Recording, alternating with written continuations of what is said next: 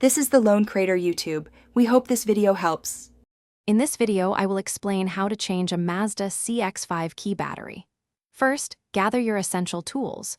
You will need a small flathead screwdriver and a new CR2025 coin cell battery.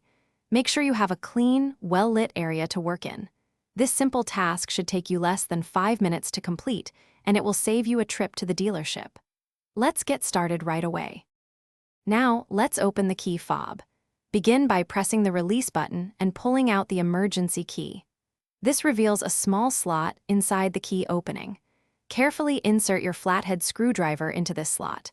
With a gentle twisting motion, you can pry the two halves of the key fob apart. Be careful not to use too much force to avoid damaging the plastic casing. With the key fob open, you will see the old battery. Before removing it, take a quick note of its orientation, specifically which side is facing up. The positive side, usually marked with a plus sign, should be visible. Gently pry out the old CR2025 battery using your screwdriver.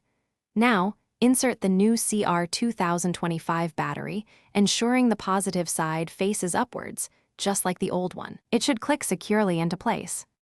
Finally, it's time to reassemble your key fob. Carefully align the two halves of the fob, making sure all the edges match up. Press them firmly together until you hear a satisfying click, indicating they are securely closed. Don't forget to slide the emergency key back into its slot. Test your key fob to ensure it's working correctly. Also, check the description for a link to a book that can truly change how you think about money, as well as other helpful deals. Thanks for watching. Consider subscribing if we helped you.